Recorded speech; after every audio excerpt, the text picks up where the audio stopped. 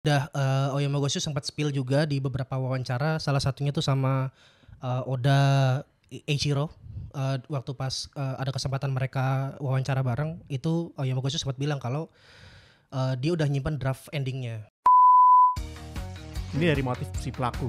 Mungkin nggak sebenarnya kita melakukan trik-trik yang di cerita tuh sebenarnya mungkin aja ya? Iya, mungkin.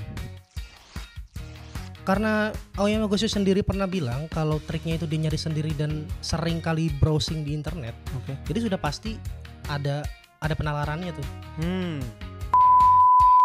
Halo ibu-ibu dan otaku semua di seluruh Indonesia. Selamat datang di program terbarunya kami di Litaku, Literasi dan Otaku. Anjir jadi ikutan host juga nih.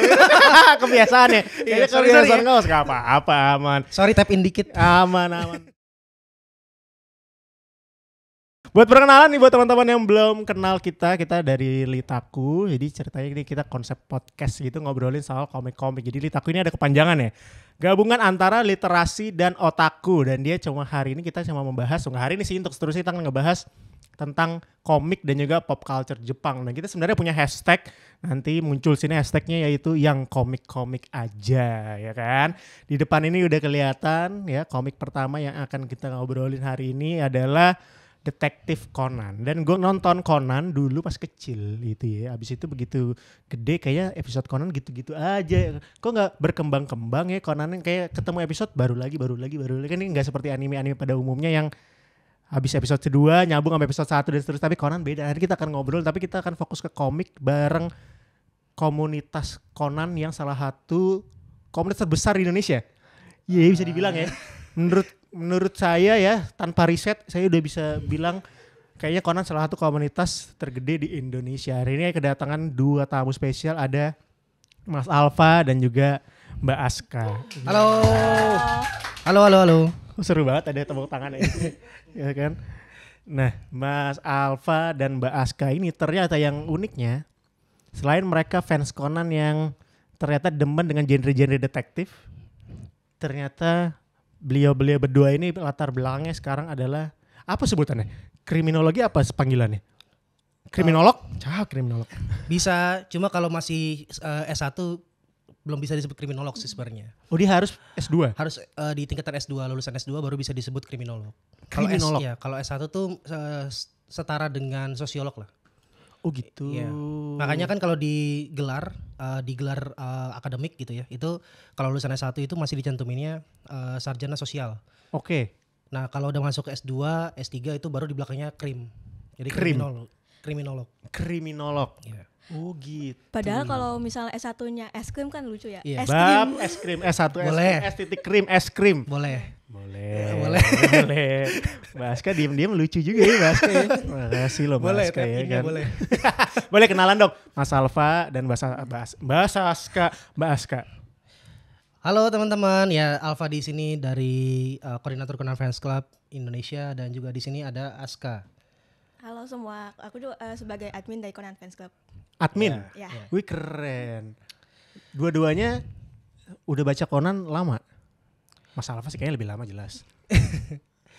Siapa dulu nih? Dari siapa dulu? Aku dulu. Kamu Mas? Oke, baca Conan tuh sebenarnya bisa dibilang kategorinya baru ya.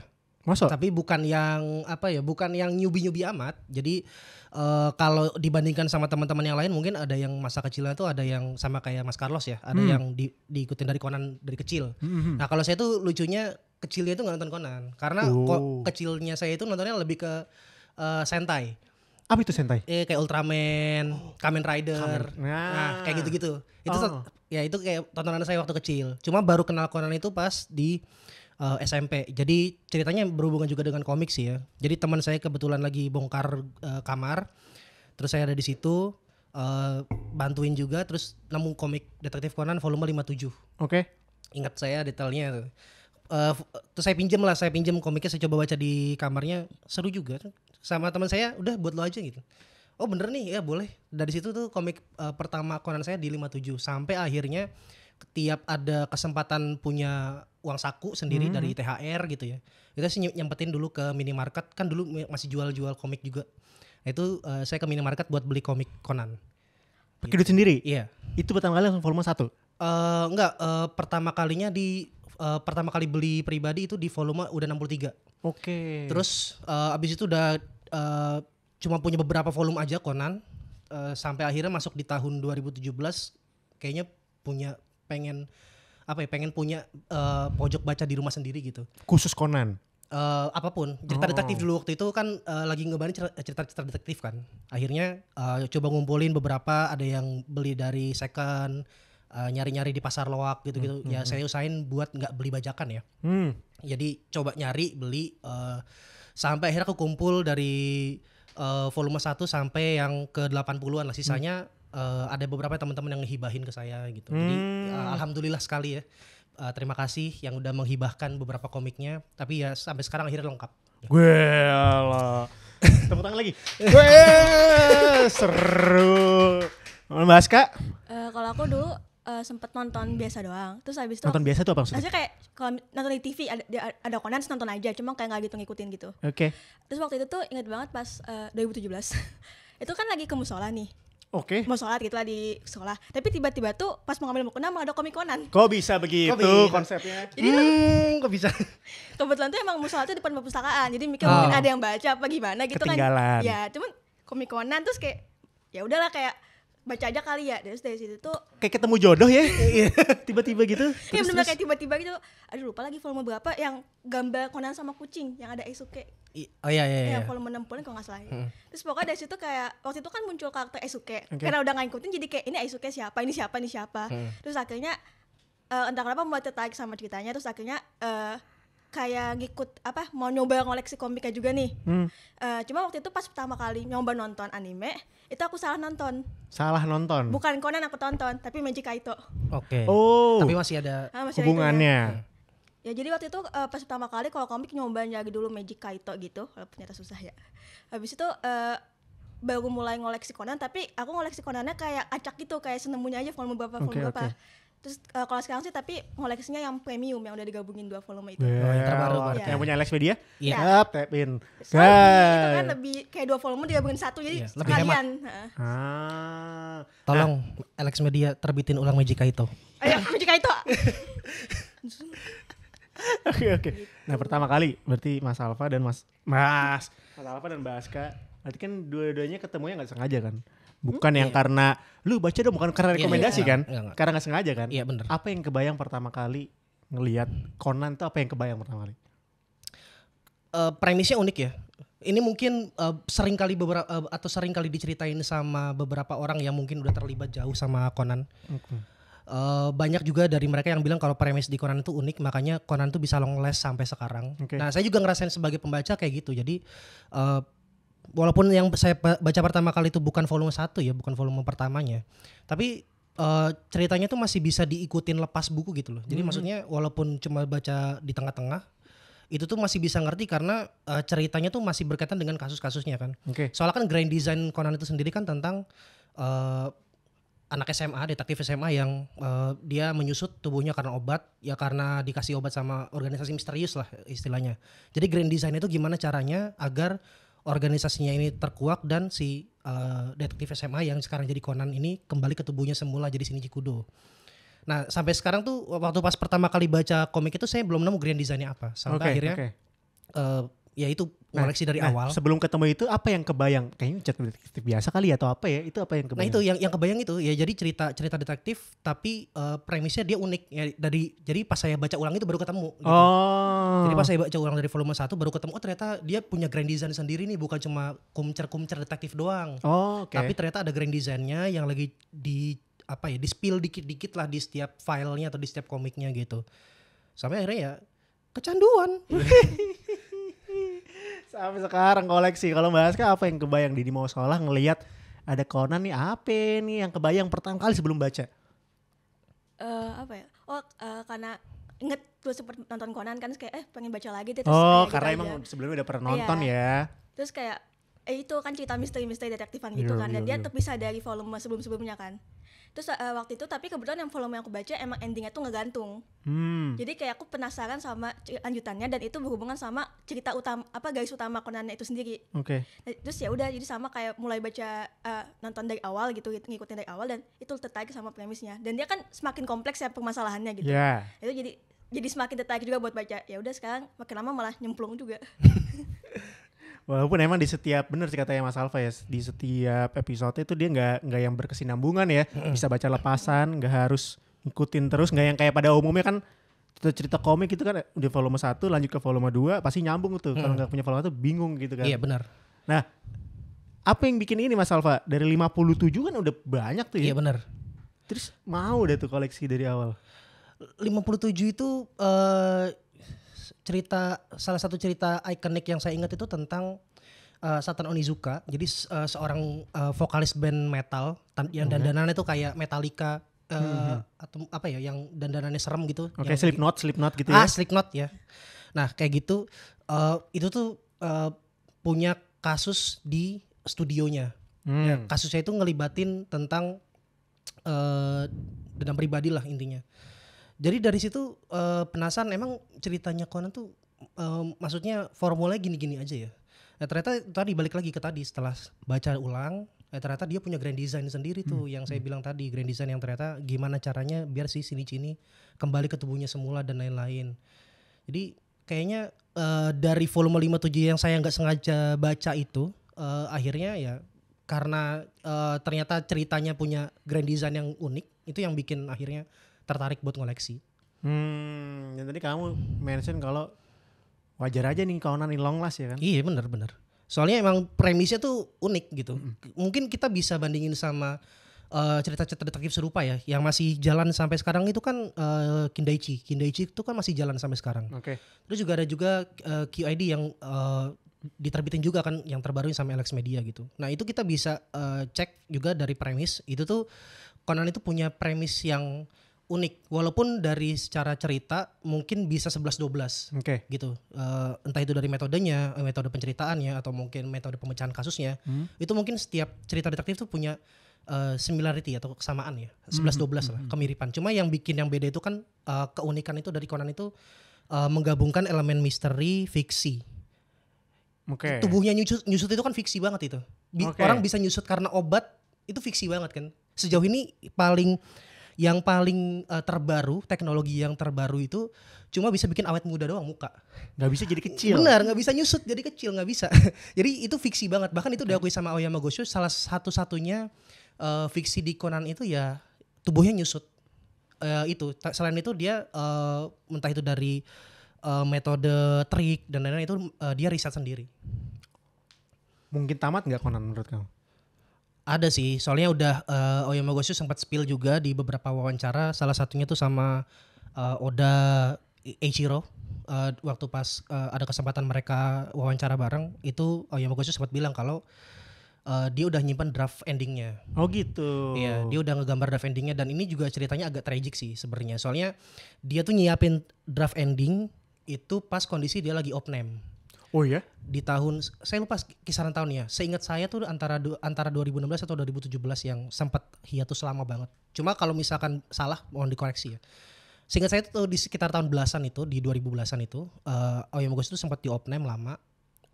Terus di masa-masa kritisnya tuh Aoyama Gosho ngebayangin ini kalau dia wafat gimana gitu. Gimana kelanjutan Conan dan lain-lain. Sampai akhirnya dia tuh kepikiran dua. Yang pertama itu ngegambar draft ending. Terus yang kedua itu bikin cerita flashback tentang Shinichi Ran. Dan itu tiap ditanya sama banyak orang cerita favorit Conan itu pasti dia nyebut itu. Jadi kisah cintanya gitu kali ya? Yang masa kecil. Jadi pertemuan pertama kali Shinichi sama Ran waktu pas masih kecil di TK. Nah itu tuh diceritain kalau nggak salah di volume 87 atau 78 kisah itu. Jadi mungkin aja sebenarnya tamat ya. Apa yang ntar ya kita ngobrolin lah apa yang teman-teman harapkan. Tamatnya seperti apa pengen nanti kita udah obrolin ya. Tapi kita sebelum ke situ apa yang paling berkesan dulu lah. Kalau bahas dulu lah apa yang paling berkesan atau episode apa atau kasus apa? Kayak kasus lebih menarik sih. Kasus apa yang menurutmu paling berkesan? Apa jangan-jangan bahkan itu bisa jadi sebuah alasan kamu mengambil kuliah kriminologi? Kasus paling berkesan ya. Mungkin ada Furin Kazan tuh. Apa itu kasusnya? Itu pokoknya tuh salah satu kasus yang dia itu menggunakan taktik dari salah satu panglima di Jepang gitu. Dia kayak ngambil sudut Trik. Apa pelan-pelan? Trik. Santai. Jadi triknya itu dia tuh menggunakan dari strategi perangnya salah satu panglima di Jepang gitu. Oke. Siapa ya, lupa lagi. Nah, Oke. jadi tuh gimana ya, karena yang berkesan di aku tuh soal dia tuh kayak bisa Ayomagosho itu bisa menggabungkan kayak kisah-kisah apa yang digunakan oleh orang zaman dulu buat dimasukin ke dalam suatu kasus gitu. Oke. Elemen sejarah bisa dimasukin ke masuk dalam Conan. kasus. Oke. Dan Padahal di juga, Conan ceritanya modern ya. Iya. ya. Oke. Dan juga cara penyelesaiannya juga mereka menggunakan trik yang sama gitu. Jadi kayak penyelesaiannya itu melawan motif yang digunakan trik yang digunakan. Jadi kayak Tika kan menggunakan strategi itu. Dan terus kemudian mereka membalas Strateginya kalau bisa diceritain kayak biar aku ada bayangan nih. Strategi perangnya tuh kayak ngeblank ya. Gak apa-apa santai. Minum dulu boleh. Atau Mas Alfa bisa bantuin ini terkini. Ya ada dia sih intinya ada 3 detailnya saya juga lupa sih sebenarnya. Intinya ada 3. Jadi ada elemen angin, batu sama api kalau nggak salah. Api, ya. Kayak Avatar jadinya. Iya, jadi tapi negara api menyerang. di peribahasanya Jepang, bukan peribahasa tapi di strategi perang yang di China itu tuh ada 3 elemen itu yang diutamain. Nah itu dimasukin elemen itu ke ceritanya. Jadi pakai trik-trik yang berdasarkan elemen-elemen tadi angin, api dan batu. Atau tanah ya mungkin. Atau tanah ya. Itu apa yang bikin menarik menurutmu? Berkesan tuh apa? Mungkin itu karena salah satu yang sempat ditonton pas awal-awal. Jadi kayak ternyata bisa juga ya ngegabungin hal-hal yang kayak sejarah-sejarah gitu buat dimasukin ke dalam suatu cerita misteri gitu. Oke. Apa jangan-jangan tertariknya? Oh jangan bisa ya trik-trik zaman dulu bisa dipakai untuk Iya, enggak kepikiran gitu kan? Kayak kepikiran aja gitu kayak hal-hal kayak gitu enggak misalnya hal-hal kayak gitu tiba-tiba dijadiin buat jadi trik buat serangkaian trik gitu. Jadi trik pembunuhan itu menarik itu ya. Kalau Mas Alfa sendiri apa yang paling berkesan? Banyak sih sebenarnya, cuma kalau salah satu yang paling berkesan itu kasus Moonlight Sonata. Kalau dari backgroundnya di Moonlight Sonata itu jadi titik balik karakter Conan yang dulunya angkuh sampai sekarang dia bisa lebih grounded lah karakternya. Jadi itu dulu itu kan Shinichi itu kan diagung-agungkan namanya ya sebagai detektif populer, pembantu kepolisian Jepang setiap ada stuck masalah. Sampai akhirnya tubuhnya nyusut, dia tuh masih semacam denial gitu. Dengan kemampuan dia tuh seharusnya bisa untuk menjadi detektif top gitu. Dia itu mindsetnya. Sampai akhirnya ketemu kasus di Moonlight Sonata, di mana dia itu gagal menyelamatkan pelaku yang saat itu ingin memutuskan untuk mengakhiri hidupnya sendiri. Oke. Jadi Conan itu merasa dengan deduksi atau dengan analisis yang dia sampaikan untuk menemukan pelaku, ternyata bukan bikin pelakunya jerah tapi malah bikin pelakunya pengen mengakhiri hidupnya sendiri gitu. Oke. Di saat-saat akhirnya itu bahkan si Conan udah minta buat udah minta si pelaku buat mengurungkan niatnya buat mengakhiri hidupnya sampai ngejelasin fakta-fakta bahwa itu nggak sesuai dengan apa yang dia pikirin, nggak sesuai dengan pelaku yang pikirin itu. Cuma ternyata pelakunya kayaknya udah kepalang pasrah. Tubuhnya Conan tuh sampai dilempar gitu ke jendela pecah, dia sampai kondisinya tuh waktu itu emang lagi dia membakar bangunan yang di sekitar dia. Jadi si Conan tuh jadi nggak bisa nyelamatin pelakunya. Dan itu dibilang di salah satu quote juga si Conan bilang juga ke Heiji waktu itu. Jadi detektif yang nggak bisa menyelamatkan pelaku atau menyudutkan pelaku untuk mengakhiri hidupnya itu sama aja dengan tindakan kriminal gitu. Wow, keren ya. Apa itu alasanmu menjadi seorang kriminologi? Tapi menarik ya, ini pecinta Conan kebetulan berdua-duanya sama-sama ambil kriminologi. Apa janjian kebanyakan teman-teman yang pecinta Conan banyak ambil kriminologi ya? Kenapa alasan kamu ngambil kriminologi? Jangan karena apa aku ingin menjadi soalnya saya pas masuk kriminologi itu sempat ditanya-tanya sama dia gitu. Iya, karena kamu berarti.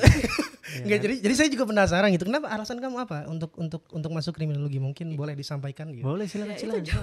Apa? Karena kamu Mas. Enggak, jadi Kamu tuh, adalah idolanya Mas. biasa kan waktu itu kan kebetulan pas baca Conan itu kan emang pas akhir-akhir kelas 6 SD tuh mau masuk SMP. Terus kan kayak udah mulai kepikiran mau kuliah apa terus macamnya dan Keren ya.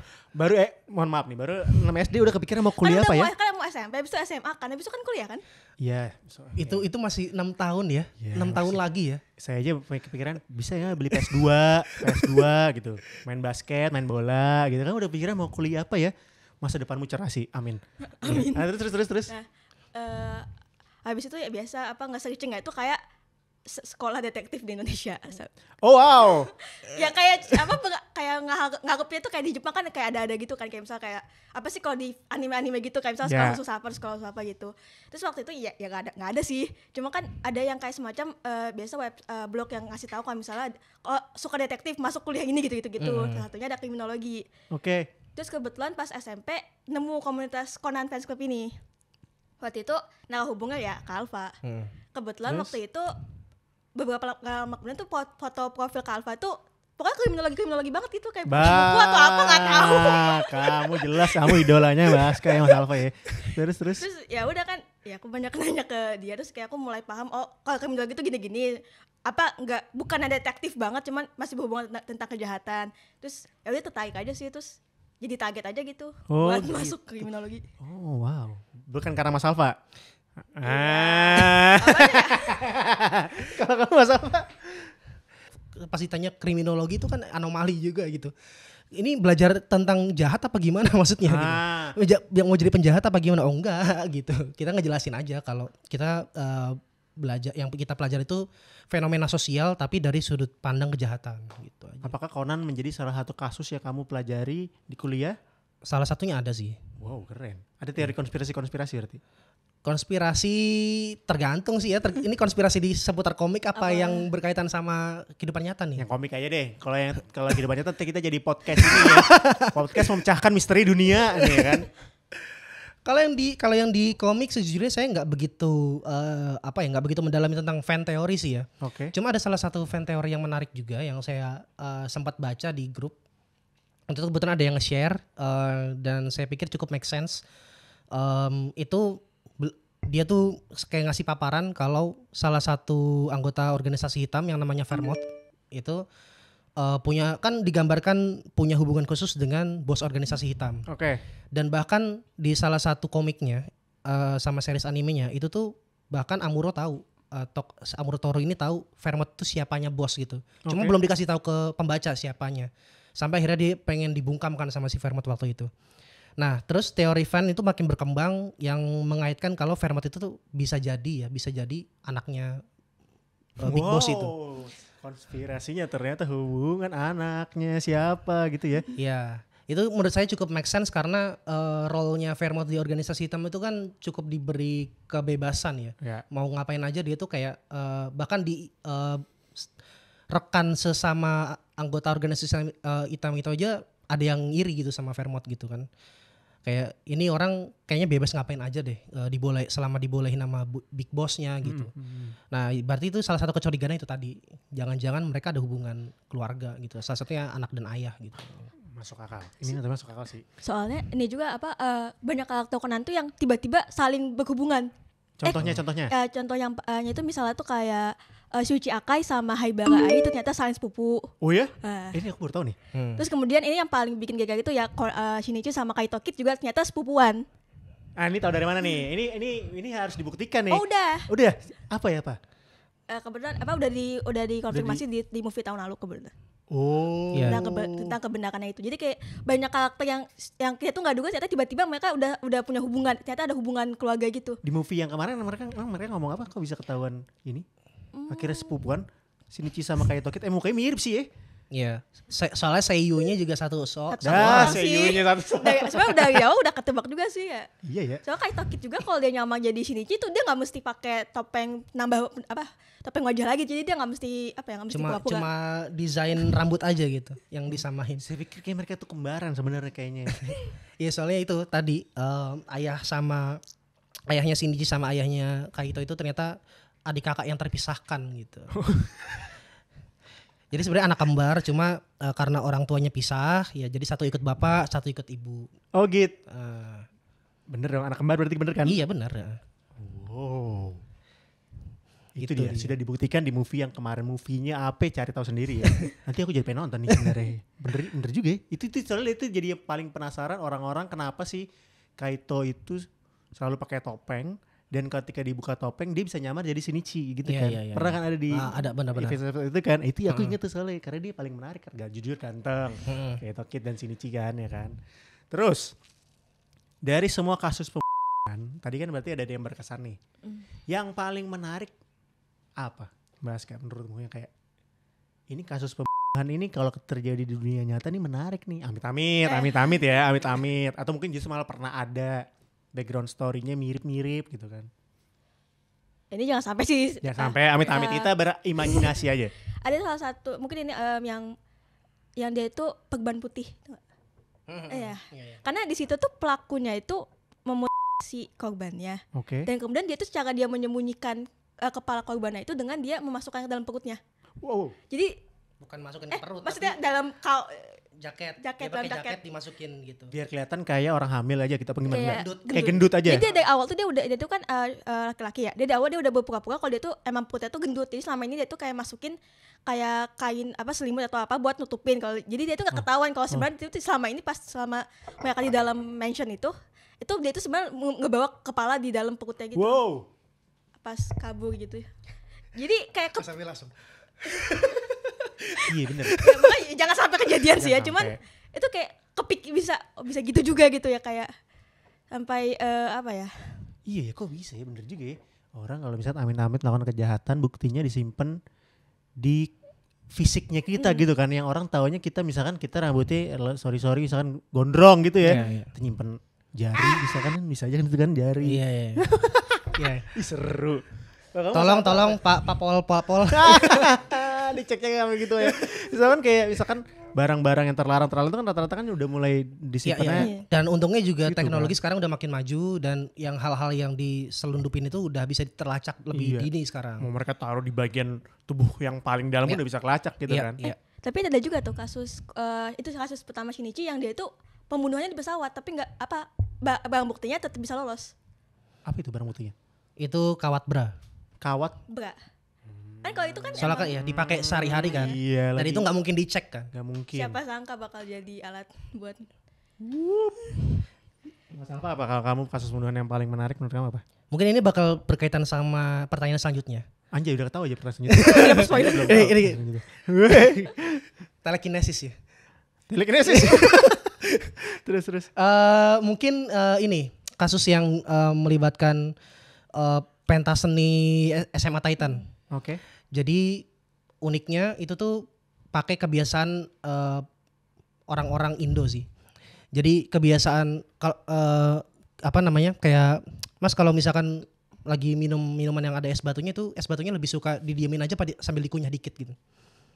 Kalau aku didiemin. Didiemin. Heeh. Jadi kalau Mas ada yang kunyah nggak? Kunyah dikit. Nah itu kebiasaan itu yang diambil buat jadi salah satu triknya di cerita. Jadi salah satu racun sianida. Nah itu tuh didinginin dalam bentuk es batu. Terus habis itu dimasukin ke es ya apa minuman dingin lah, minuman soda dingin yang terus habis itu dikasih ke korban.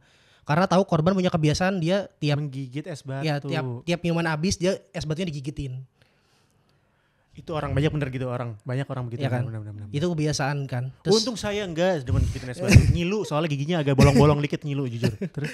ya itu jadi bahkan ada cocok logi juga nih, ada cocok logi karena teorinya itu pakai minuman dingin yang dikasih kemasan gitu dan ada es batunya dan juga pakai sianida.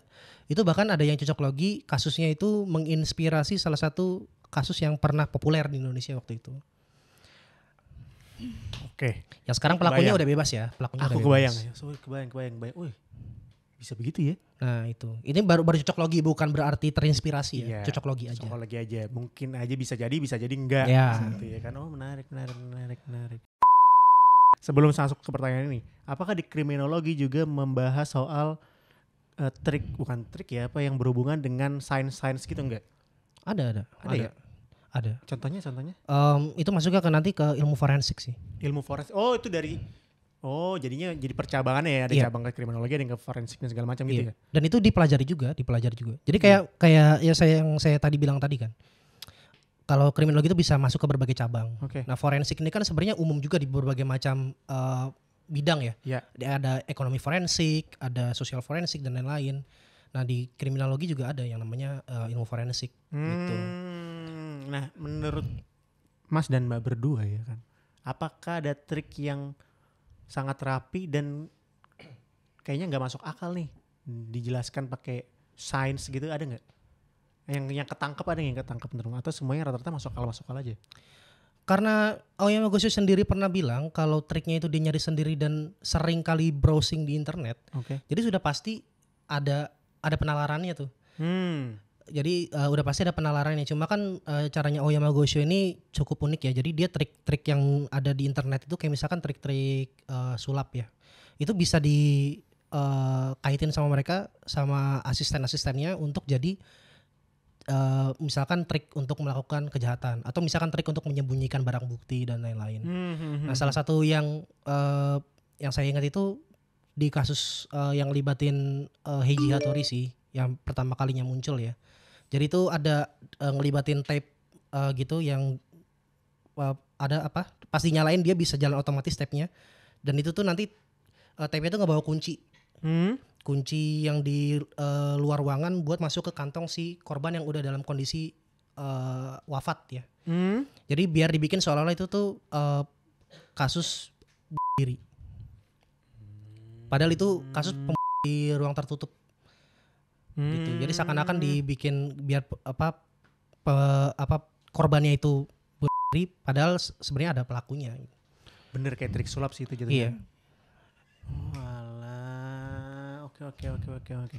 Bah, Baska nih, karena Baska yang masih pendidikan ya kan. Berarti kan masih paham banget ya secara ilmu-ilmu ya. Secara ilmu-ilmu. Kalau Mas Alfa kan udah sarjana. Sarjana ya? Sorry ya? Iya. Ya kan? Bukan D3 kan, berarti kriminologi kan? Bukan. Karena Mas Baska kan masih pendidikan ya kan. Ada trik yang menurutmu juga gak masuk akal dan susah dijelaskan gitu menurutmu? Sudah jelasin ya. Itu kalau aku sekolah aku sejauh ini sih masih nangkepnya emang masih bisa dijelasin gitu sih. Kalau yang dari aku ya. Kamu pernah masukin Nggak pernah ngapain? trik-trik di Conan sebagai ini ya, pelajaran di kuliah pernah nggak?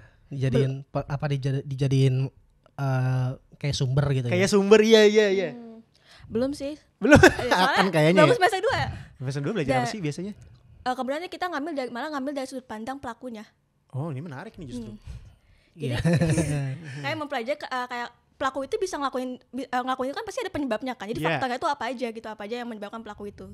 Apalagi kalau misalnya pelakunya yaitu anak-anak. Pelakunya anak-anak atau remaja, anak atau remaja. Itu ada juga kan, ada kasus kejahatan yang dilakukan sama anak dan remaja kan. Iya. Dan itu kadang masyarakat itu mengadili mereka itu, pelaku-pelaku itu sama kayak orang dewasa yang melakukan kejahatan. Gitu.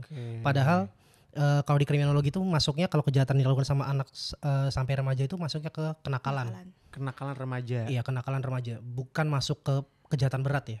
Oh, oke. Jadi ada klasifikasinya gitu. Terus kamu berarti lagi memahami nih ya sosok pelaku nih seperti apa nih ya?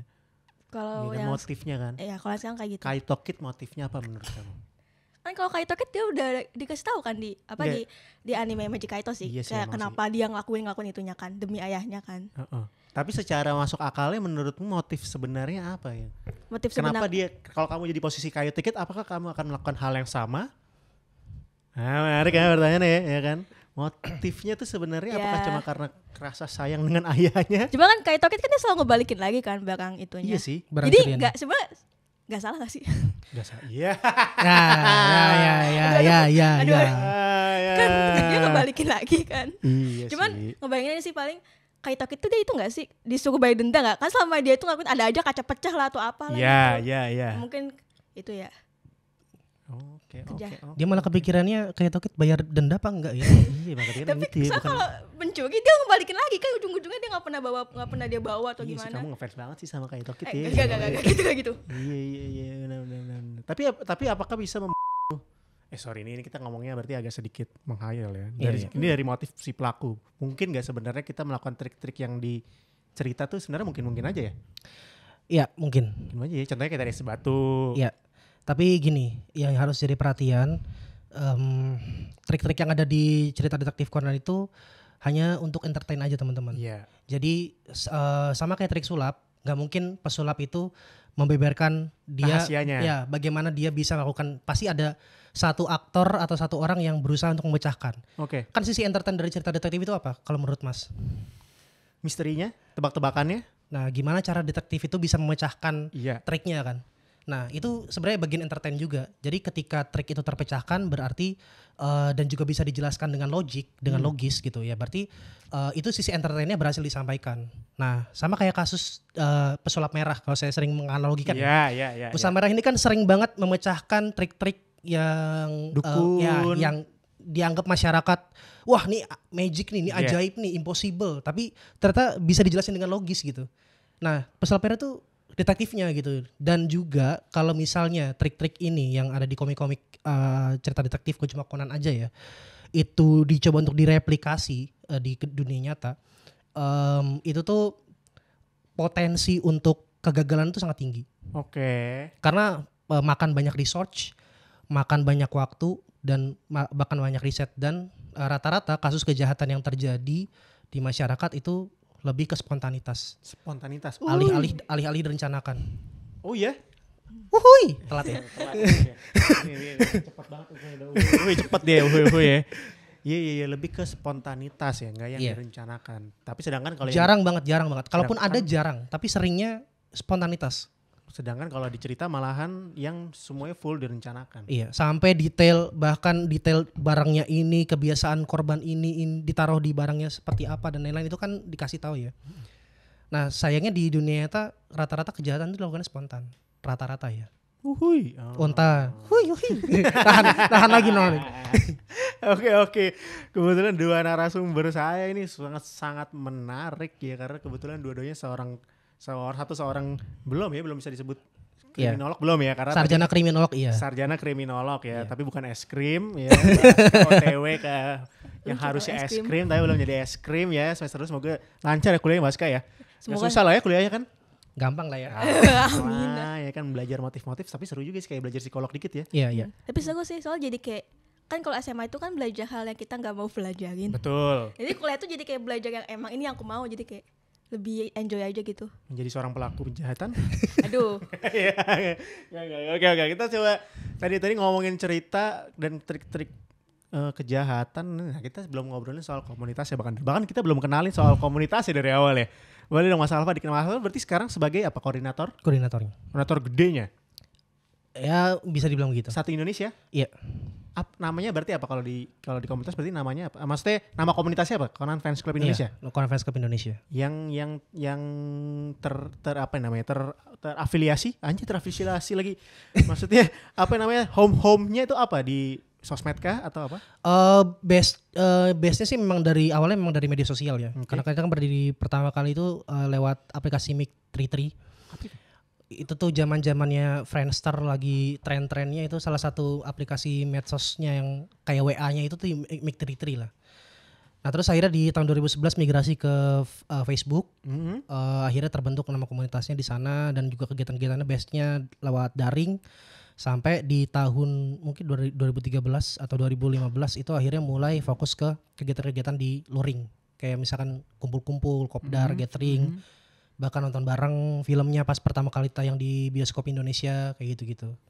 Jadi memang awalnya sih kalau base-nya sih memang dari online ya, dari media sosial. Cuma kalau sekarang karena udah ada beberapa teman-teman yang kumpul di satu kota ya, akhirnya kita bantu untuk koordinir lah dari jauh. Motifnya apa? Motifnya kayak lagi menguak kasus ya. Ininya apa? Asas lagi sekarang lebih parah ya. Apa kepengenan itu karena apa dibentuk? Apa dirimu yang membentuk? Bukan, kalau foundernya ada namanya Winda Nugraha. Winda Nugraha. Dari Jogja dibentuknya. Oke. Kalau saya hanya meneruskan legasinya aja. Soalnya ya saya baru masuk di tahun 2016, sementara komunitasnya ini kan udah berdiri dari 2011 ya. Jadi saya baru masuk di 2016, terus akhirnya baru punya kesempatan untuk handling seperti ini di sekitar 2019-2020. Kenapa dirimu bertahan, Mas? Anjing ini kayak ngomong sedih banget ya, kenapa bertahan? Kenapa stay sampai sekarang? Ini berarti udah berapa tahun dirimu tuh? Udah satu periode ya? Satu periode, 5 tahun nih. Udah 5 tahun. Bentar lagi menjabat periode 2 nih koordinator satu Indonesia ya. Tapi emang ini ya sekompak itu ya berarti ya, sampai di Matraman bisa ratusan orang tuh datang kemarin. Benar, ini juga di luar Ekspektasi. ya di luar ekspektasi ya, karena di acara-acara sebelumnya itu kan kami kebetulan dipercaya sama Alex buat jadi partner event itu dari edisi komik terbit di 104. Oke. Itu juga awalnya memang dari Conference Club yang coba ngajuin, karena ceritanya waktu itu premisnya lagi menarik, lagi ngungkap tentang salah satu konspirasi terbesar di organisasi hitam yang memang jadi misteri banget. Akhirnya kami coba buat propose lah ke teman-teman Alex Media, kira-kira gimana tertariknya kalau bikin acara gathering bareng teman-teman Conan, pembaca Conan sekaligus nerbitin bukunya. Yuk. Terus antusiasmenya ternyata lumayan dapat, bahkan kalau kata chief editornya dari Kasari itu tuh nyampein kalau peserta acara Conan di saat itu tuh lebih banyak dari edisi mereka di komik-komik lainnya gitu. Iya.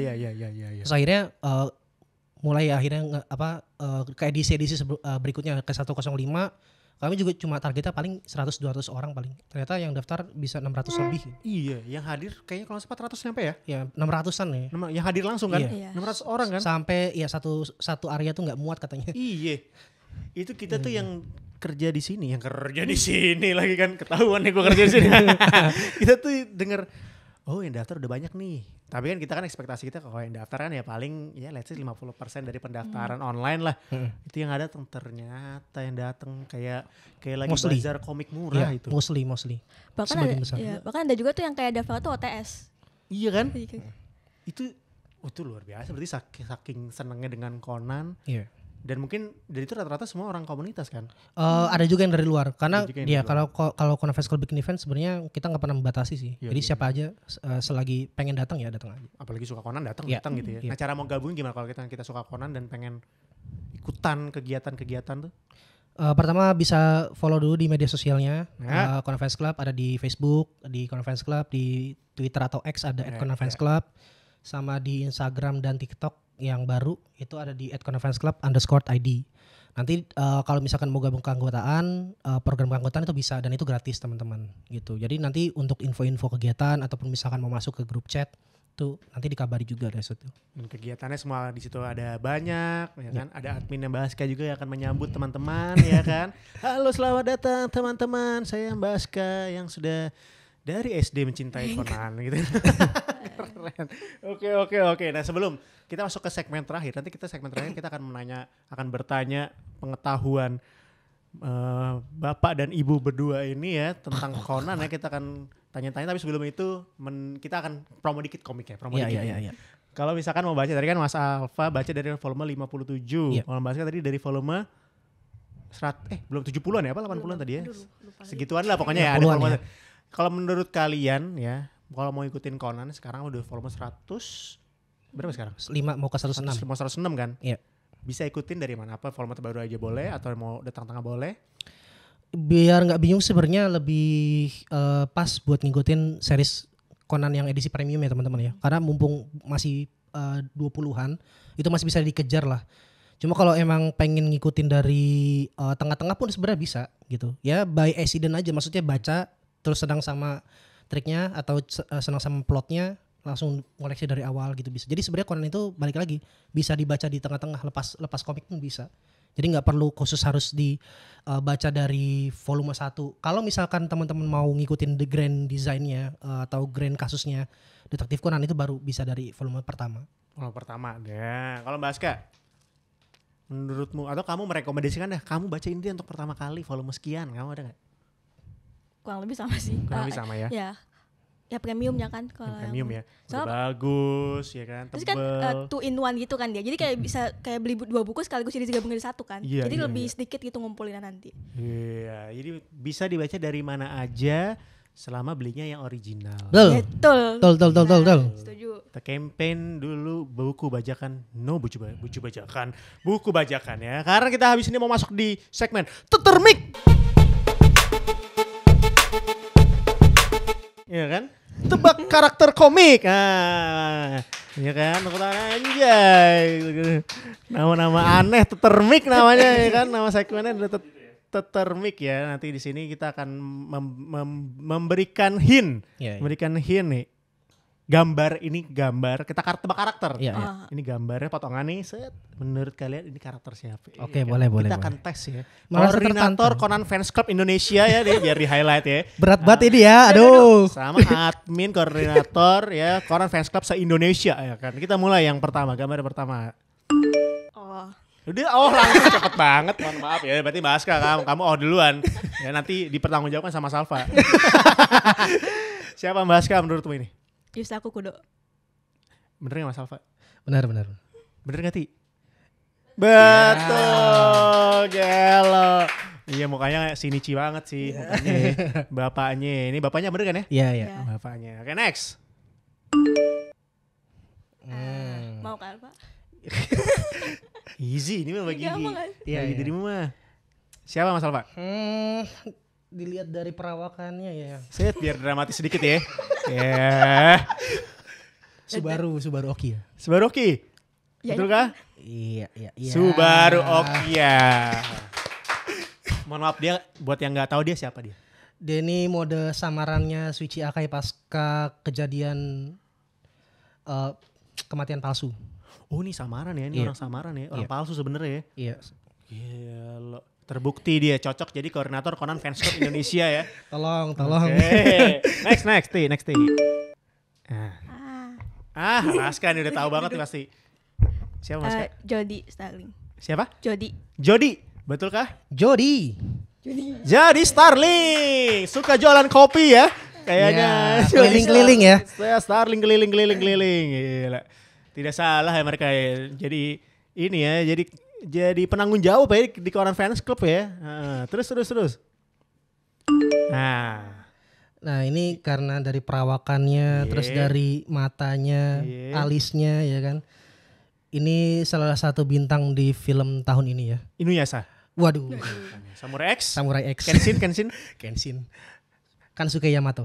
Kensuke Yamato betul kah? Betul. Mukanya ini mirip-mirip juga ya sama si Kogoro Mori ya. Iya bener. Ya. Jangan saudara-saudara. Kayaknya ya. Konspirasi baru lagi. Konspirasi baru lagi nih. Masih ada Ti? Masih ada. Ini nggak tahu nih. Nggak yakin nih kayak Baska nih. Sorry banget tidak boleh diskusi di sini ya. Nanti aku tanya kamu duluan Baska. Menurut kamu siapa? Menurut kamu siapa yang kepikiran di kamu nih? Tidak boleh diskusi. Nggak kelihatan, nggak inget namanya. Tapi ceritanya tahu. Ini tuh ada di karakter Doraemon tau. Emang iya? Iya. Shizuka. Shizuka. Namanya Shizuka. Iya. Oh iya katanya Baska. Bener gak Ti? Namanya Shizuka. Shizuka Hattori. Ibunya Heiji aja pokoknya. Oh iya benar. Dan sudah habis itu dia terbukti ya. Tepuk tangan dulu. Bapak Alfa layak menjadi koordinator. Siapa gue yang menilai layak apa enggaknya. Oke. Kita sekarang masuk ke segmen menjawab pertanyaan-pertanyaan netizen ya. Oke. Oh, tadi kan kita banyak nanyain soal yang paling menarik, yang paling berkesan. Kalau ini pertanyaan pertama dari media sosial ada di @ishikawa_kuro. Episode Conan yang paling disturbing apa? Oke, paling aneh, paling mengganggu. Baska, ada nggak yang disturbing kayak mungkin Ya, nggak nyaman bacanya. nggak nyaman gitu bacanya karena mungkin pembunuhannya terlalu sadis caramu. tapi suaranya fals berdua beda nada. Terus Baska ada nggak? Itu yang tadi sih yang apa? Yang perban putih itu. Yang gotong-gotong pala di perut ya. Tapi itu disturbing sih. Iya. Kalau ngebayang itu yang Berarti kan di situ perutnya penuh darah ya. Harusnya Karena ya. dilapisin sama ini ya, kan jadi kering dia udah. Sama ini. Ini mungkin karena emang baru pertama kali nonton Conan ya, jadi nggak expect apa-apa. Episode 1-nya juga udah lumayan sih. Bisa tuh apa ya? Episode 1 soalnya dia kepalanya copot pas naik eskalator. Naik eskalator copot. Enggak naik ini, naik apa roller Apa coaster. eskalator sih kalau roller coaster? Roller coaster. Final Destination ya? Iya, semacam itu. Terus waktu itu kebetulan nontonnya yang uncensored. Oh ada ya? Dulu pas masih kecil dulu ada ya unsensor, sekarang sudah disensor. Iya. Jadi yang ngeliat darah copot dari kepala, ngeliat kepala copot gitu. Iya, kepala copot dari darah gitu ya. Bersih. Dari badannya. Ya gitu sebenarnya. Oke, Mas Alfa ada nggak yang paling disturbing? Kalau cowok kayaknya nggak terlalu ya. Yang paling disturbing itu ada kasus yang badannya tuh kepisah-pisah tuh. Jadi dia tuh apa ya ngelibatinnya? Mungkin salah satunya tuh yang cukup ngeganggu itu pelaku yang motifnya itu gara-gara diputusin pacarnya yang punya rambut pirang. Jadi tuh dia tuh ngincer cewek-cewek serupa dengan rambutnya buat dibunuh gitu. Wow, psycho. Nah itu disturbingnya di situ sebenarnya. Disturbingnya tuh lebih ke secara psikologinya ya. Secara psikologinya ada orang yang ternyata dengan motif sesepele itu karena disakitin sama mantan pacar, terus akhirnya ngelibatin orang lain yang sebenarnya nggak punya salah apa-apa, tapi itu jadi korban gitu. Akhirnya dari situ. Karena putusin pacar, ngelihat cewek-cewek rambut pirang, yang mirip sama mantannya, model rambutnya ya kan, langsung di. Ben jangan ya Ben pakai rambut pirang ya Ben. Oke, pertanyaan selanjutnya dari @d_mesh. Apa tujuan Detektif Conan dibuat? Karena tiap episode lebih ke teknik pembunuhan. Nah ini yang tadi kita obrolin ya. Tapi kita emang belum ngobrolin motif dari cerita ini dibuat sebenarnya apa ya? Ada pernah di-spill gak sih? Pernah. Jadi di salah satu buku anniversary 30 tahun Aoyama Gosho berkarya, itu tuh di situ diceritain awal mula Detektif Conan tuh diceritain. Jadi tuh saat itu kan cerita Kindaichi dari majalah Kondansa ya kalau nggak salah, penerbit Kondansa itu tuh lagi naik-naiknya. Terus penerbit Shogakukan minta buat Aoyama Gosho untuk bikin saingannya. Kira-kira bikin saingan si Kindaichi ini. Akhirnya coba dibuat Detektif Conan itulah, Detektif Conan. Nah, ternyata dari premis yang dibuat awalnya kalau nggak salah ingat ya, itu tuh cuma pengen dibikin sekitar 3 atau 4 volume. Oke. Karena Aoyama Gosho tuh ngerasa pusing. Karena tiap file itu harus mikirin ide kasusnya seperti apa. Terus abis itu bahkan dia pernah sampai ngelarikan diri ke Las Vegas gitu ya, buat liburan, buat sekedar refreshing aja, buat apa ya, karena dia udah jenuh banget sama Conan sebenarnya.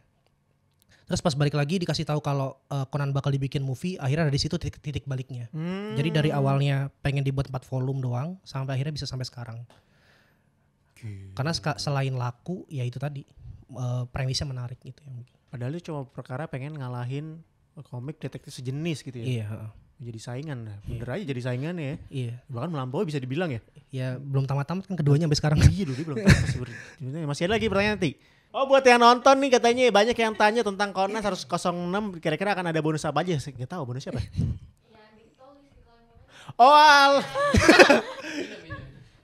Kurang brief nih kayaknya, kurang fokus ya nih, lapar ya kan. Oke. Oh ini berarti buat teman-teman yang ingin mungkin mau request atau pengen berharap ya di volume 106 mau ada bonus apa aja, boleh komentar di kolom komentar. Oh gitu maksudnya ya Ti. Ya, teman-teman yang nonton boleh komentar, nanti kita coba kabulin. Nah, Mas Alfa dan Mbak Aska ada keinginan gak di 106 pengen ada bonus apa? Tiket ke Jepang. Itu juga mau. Travel ya ketemu. Iya travel, berangkat aja pulangnya gak usah. Ya Allah. Logiknya masuk akal. Karena di edisi sebelumnya ada gantungan kunci ya.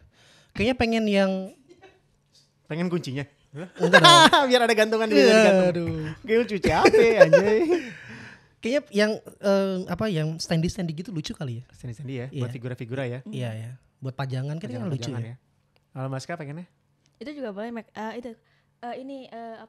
bookmark yang magnet gitu. Bookmark yang magnet. Iya. Kayak gimana tuh bookmark yang magnet? Ya bisa jadi nempel. Nempel. Oh, buat baca komiknya itu kan. Tapi bukan ditempel di kulkas ya. Jadi jalan-jalan ke Jepang beneran itu.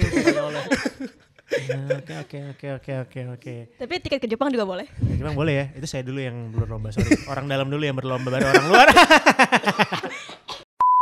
Tiba-tiba langsung saya sulapin. Tiba-tiba ada komik di depan saya nih ya. Sebelum kita menutup acara kita pada hari ini ya, ini seperti MC kondang pada umumnya ya kan, mau bagi-bagi hadiah kita. Nah, Karena ini adalah program terbaru, jadi kita membutuhkan banyak subscriber ya supaya episode kita berlanjut ya. Ya, karena kita akan bikin giveaway.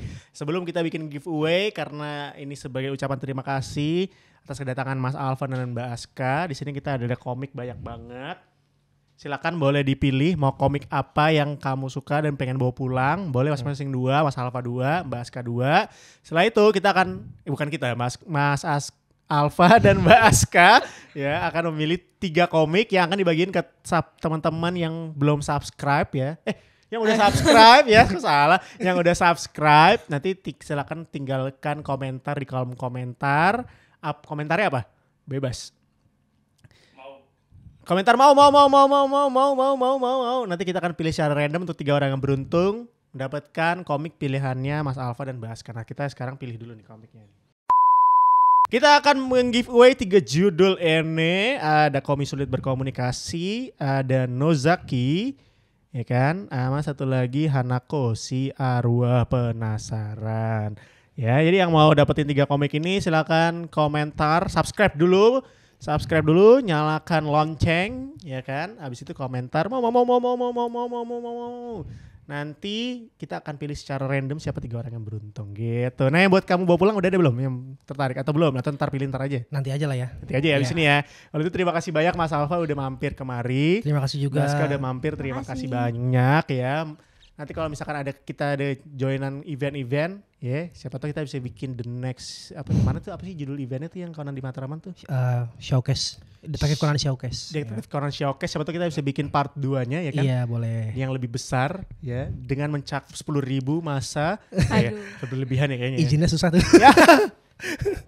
Ya, thank you banget, sukses buat kegiatannya Mas Amin, Alfa, makasih. Mas Aska, kuliahnya sukses juga. Ya, buat teman-teman thank you banget yang udah nonton kita di episode kali ini. Sampai jumpa di Litaku episode selanjutnya dan jangan lupa subscribe, komen, dan juga nyalakan notifikasi. Kita jumpa lagi di Litaku yang berikutnya. Sampai jumpa semuanya. Terima kasih. Otsukare sama desta. Arigatou gozaimasu. Arigatou.